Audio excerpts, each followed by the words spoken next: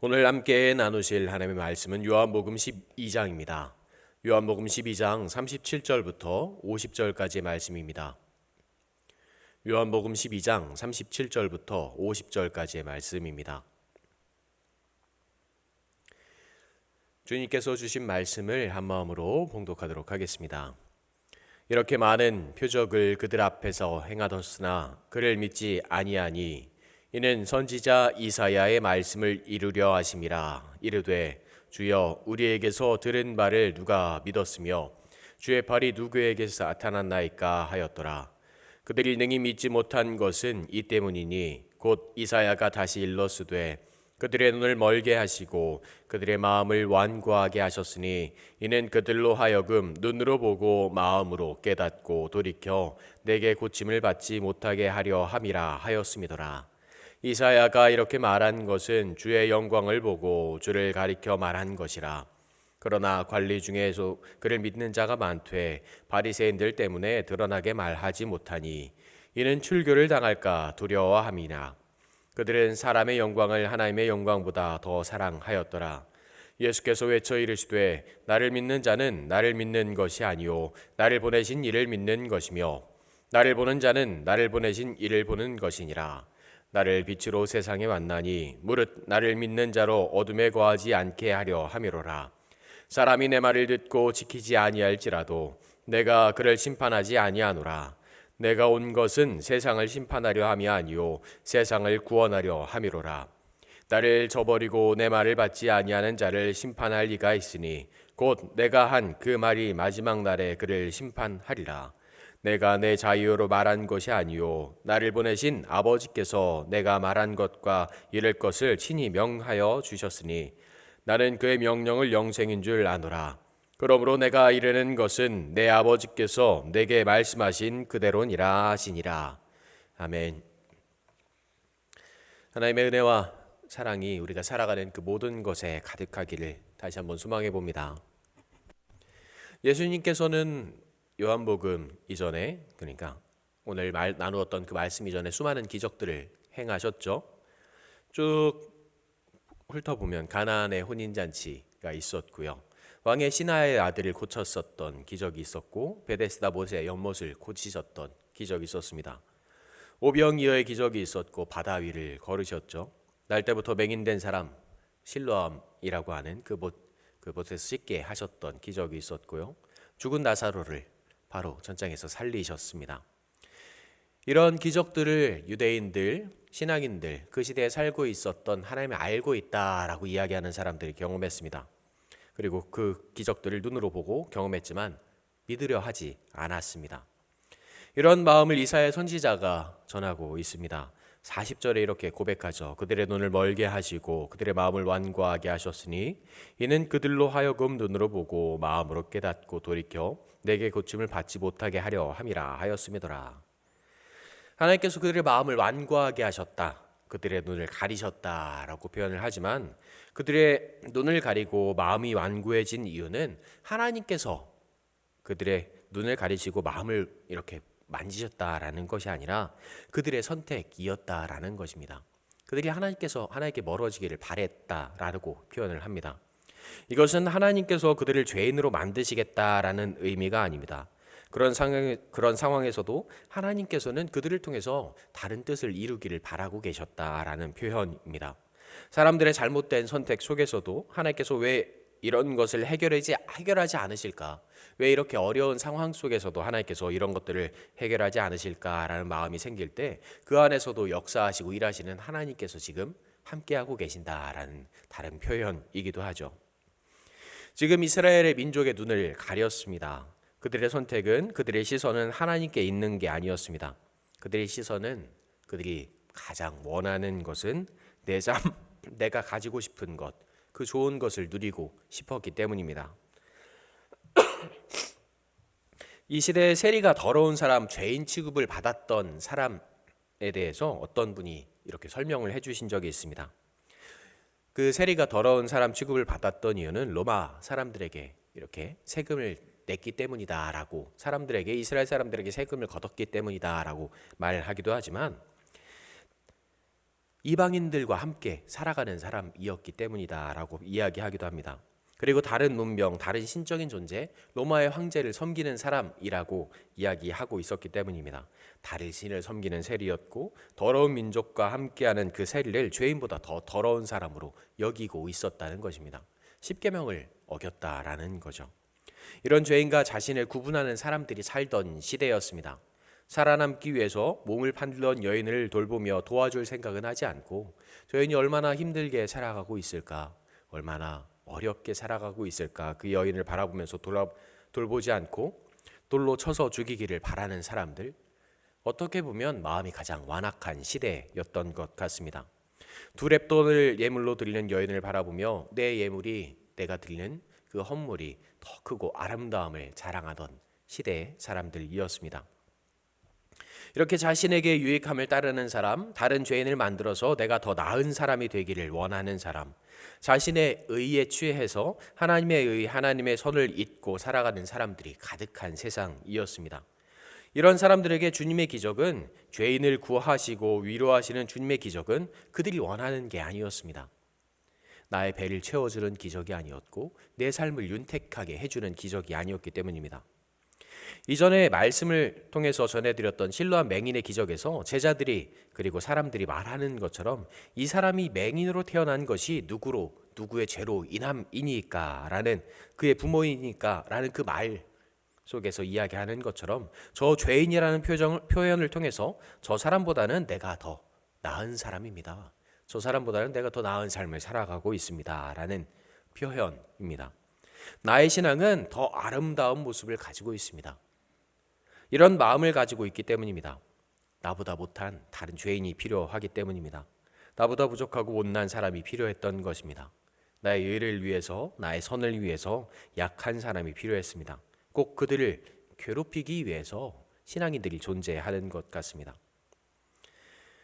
오늘 말씀에 또 이런 이야기가 나옵니다. 그러나 관리 중에도 그를 믿는 자가 많되 바리새인들 때문에 드러나게 말하지 못하니 이는 출교를 당할까 두려워함이라.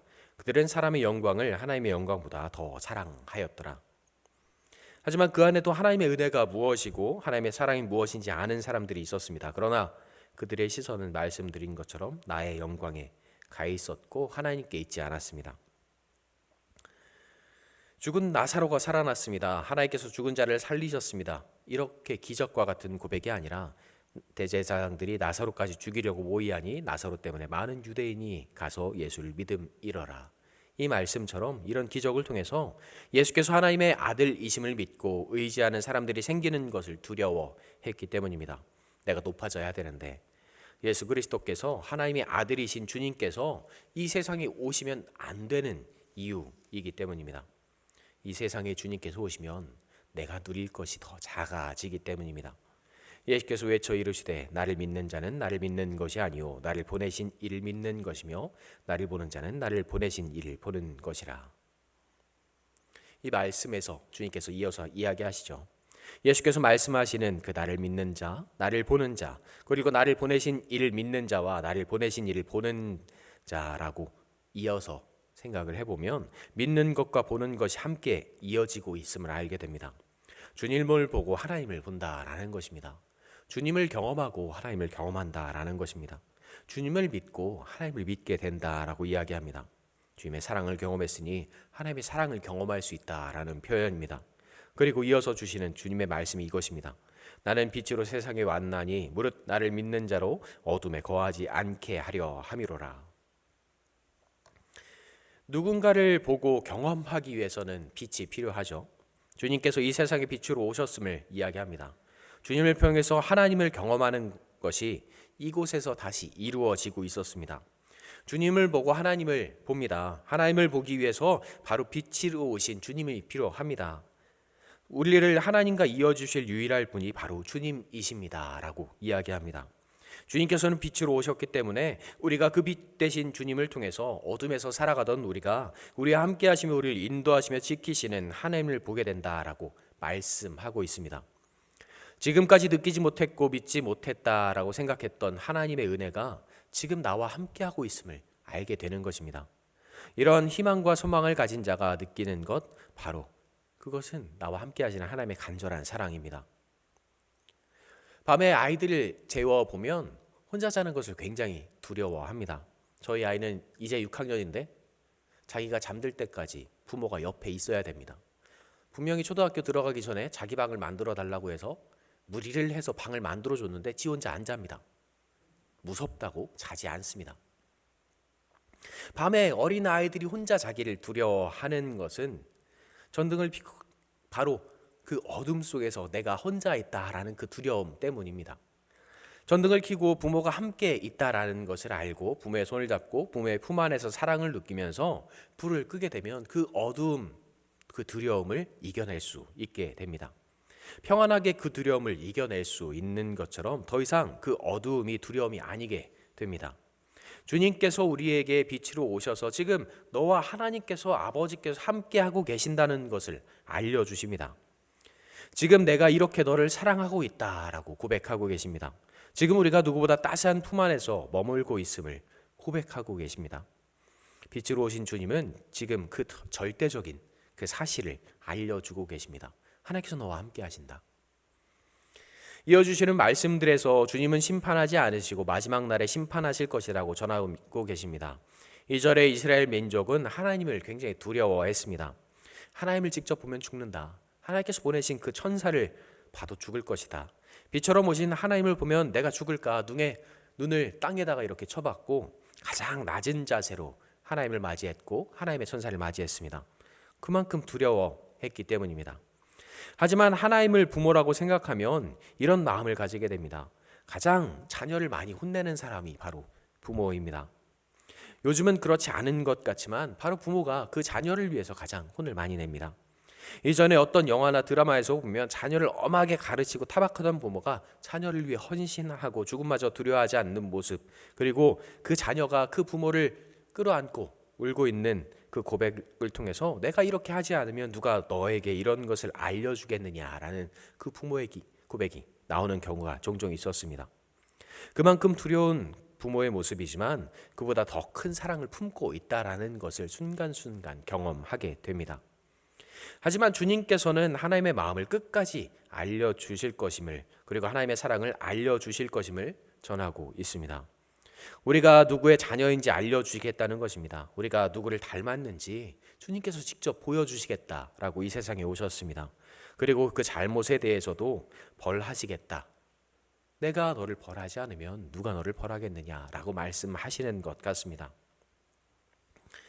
며칠 전에 저에게 핸드폰으로 문자가 이렇게 왔습니다. 쓰레기 무단 투기로 인한 과징금 고지서가 발급되었습니다. 이런 문자입니다. 그리고 아래 인터넷 주소가 이렇게 적혀 있었죠. 요즘에 한창 나오는 피싱인 것 같았습니다. 이 문자를 받고 아내에게 이렇게 사진을 찍어서 보내주면서 이야기했습니다. 장모님께 알려드려야 될 것 같다. 잘못해서 분명히 주소를 누르시면 혹시라도 사기를 당하실 것 같다라고 전해드렸습니다. 제가 쓰레기를 지나가다가 땅에 버린 적도 없고 이런 문자로 오는 것이 신기했고 이상했습니다. 그리고 두렵기도 했습니다. 왜 세상은 이렇게 힘들고 어렵게만 만드는 것일까? 얼마 전 수요예배 때 말씀드렸던 그 어린이 보호구역에서 신호 위반 일도 비슷합니다. 사람들은 자신이 잘못한 일을 벌이면 두려워합니다. 자신이 책임을 지게 되면 어려워합니다. 사기를 당하면 어떻게 하지? 벌금이 많이 나오면 어떨까라고 걱정을 합니다. 두려워하고 어려워하고 걱정만 가득하죠.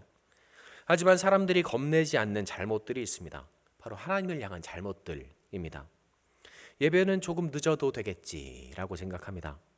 헌금만 하면 다 괜찮을 거야 라고 마음을 위로하기도 합니다. 오늘 하루 기도하는 것을 잊어버려도, 오늘 하루 말씀을 잊고 살아가도, 오늘은 내가 신앙인이라는 사실을 숨겨도, 오늘 하루는 하나님을 모른 척하면 나중에 교회 가서 회개만 해도 괜찮을 거야 라고 쉽게 여깁니다. 하나님께서는 사랑의 하나님이시니까 모든 것을 용서해 주실 것이다 라고 단정합니다. 하지만 모든 것을 하나님께서 지켜보고 계심을 오늘 주님께서는 다시 한번 이야기하십니다. 빛으로 오셔서 하나님을 알려주시는 것도 있지만 지금 벌하지 않고 계심을, 너와 함께 계시면서 하나님께서 그 모든 것을 바라보고 계심을 또 한번 알려주십니다. 빛으로 오셨다라는 것은 우리를 구원하기 위해서 오신 것도 있지만 하나님의 모습을 보여주고 계신다라는 의미도 있습니다. 우리가 얼마나 죄악 속에서 살아가고 있는지, 내 몸이 얼마나 더럽고 내 마음이 얼마나 타락해 있는지 보여주는 의미이기도 합니다. 나를 다시 한번 돌아보게 만들죠. 어제 제가 중고등부 아이들 수련회를 차량 운행을 해주고 교회 돌아오는 길에 김학철 목사 교수님이라고, 그분이 요즘 한창 유튜브에서 많이 나오시면서 강의도 많이 하시길래 이렇게 들으면서 오게 되었습니다. 그 교수님이 어렸을 적에 한 목사님께서 이야기해 주신 그 말씀이 있었다라고 하시면서 이야기를 해주셨습니다. 아주 가난하게 살던 저 서울의 달동네가 있었던 그곳에 지방에서 올라왔던 청년들이 지냈던 이야기였습니다. 간장을 먹을 것이 없어서 밥과 전기도 들어오지 않고 어두움 속에서 밤에 간장을 반찬 삼아 밥을 먹게 되는데 그 간장마저 너무 맛있었다라는 이야기였습니다. 그 간장이 너무 맛있어서 내가 한 숟갈이라도 더 먹을 수 있었으면 좋겠다라는 그 마음을 가지고 어렵게 살아갔답니다. 그런데 어느 순간 이제 그 동네에 전기가 들어오기 시작하면서 그 집에도 전기를 놨답니다. 그리고 전기불이 켜지고 밤에도 환하게 밥을 먹을 수 있게 되었을 때, 오늘도 간장독에서 간장을 가지고 밥을 먹어야지, 반찬을 삼아 밥을 먹어야지 하고 간장독을 열었을 때 그 간장독에 쥐가 빠져서 죽어 있었다라는 이야기였습니다. 그렇게 맛있었던 그 간장이 이제 더 이상 먹을 수 없게 되었던 그 간장이라는 것입니다. 어느 순간 빛이 밝아져서 나의 모습을 보게 되었을 때, 내 모습 속에, 내 삶 속에 이렇게 더럽고 좋지 않은 모습을 알고 경험하게 된다라는 것입니다. 내 삶이 이렇게 즐겁고 행복했는데, 나의 삶이 이렇게 기쁘고 아름다웠는데 그 삶은 죄악으로 더럽혀진 삶이 되었다라는 것입니다. 이스라엘 사람들이, 바리새인들이, 유대인들이 예수를 죽이려 했던 가장 큰 이유는 신성모독이다라고 이야기하기도 하지만, 빛으로 오신 예수님을 보고 경험하면서 자신들이 얼마나 죄를 많이 짓고 있는지 알게 되었기 때문입니다. 자신들의 모습을 보게 되었기 때문입니다. 사람들이 이제 얼마나 그들이 많은 죄를 가지고 있는지 깨닫게 되었기 때문입니다. 빛으로 오신 예수님을 통해서 그들의 죄를 돌아보고 알게 되었습니다. 그러나 그래서 아무리 기적을 많이 경험해도, 그 일을 보고 그 사실을 경험해도 더 이상 그 기적은 기적이 아니라 나를 벌하러 오시는 하나님의 그 벌처럼 보였기 때문입니다. 사랑을 전하시는 예수님이지만 자신의 잘못이 드러나는 것을, 보여지는 것을 참을 수 없었던 것 같습니다. 주님께서 이 세상에 빛으로 오신 것은 우리를 위해서가 분명합니다. 하나님의 뜻을 우리에게 전하시기 위해서, 하나님의 간절한 사랑과 은혜를 보여주시기 위해서입니다.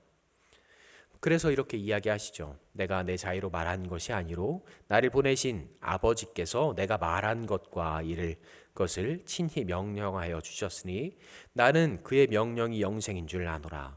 그러므로 내가 이르는 것은 내 아버지께서 내게 말씀하신 그대로니라 하시니라. 주님께서 다른 거짓 선지자들처럼 자신의 욕심대로, 뜻대로 말씀을 전하는 게 아니었습니다.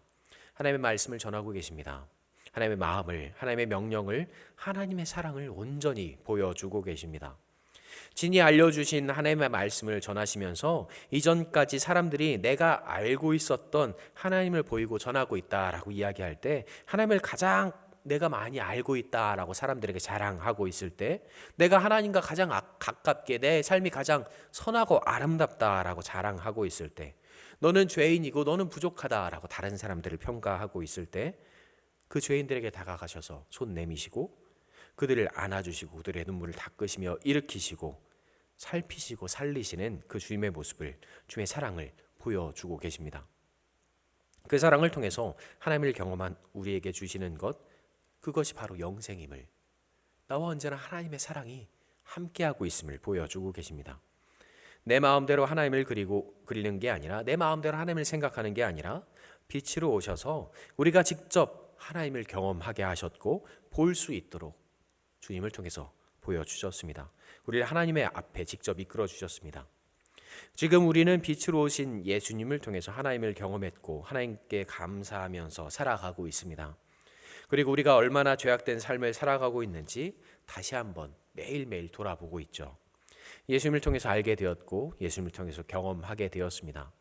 나의 욕심과 뜻을 내려놓고 나의 욕심대로 살아가기를 바라는 게 아니라, 나의 뜻대로 살아가기를 꿈꾸는 게 아니라 하나님께서 원하시는 삶, 하나님을 닮아가는 삶을 살아가는 우리가 되기를 간절히 소망합니다. 나의 모습을 돌아보았을 때 가장 닮은 하나님의 자녀, 하나님을 가장 많이 닮은 하나님의 자녀, 가장 예수님을 많이 닮은 형제 자매가 되기를, 하나님 나라에 누구보다 당당하게 들어가면서 또한 사랑받는 자녀가 되기를 또 한번 소망해 봅니다.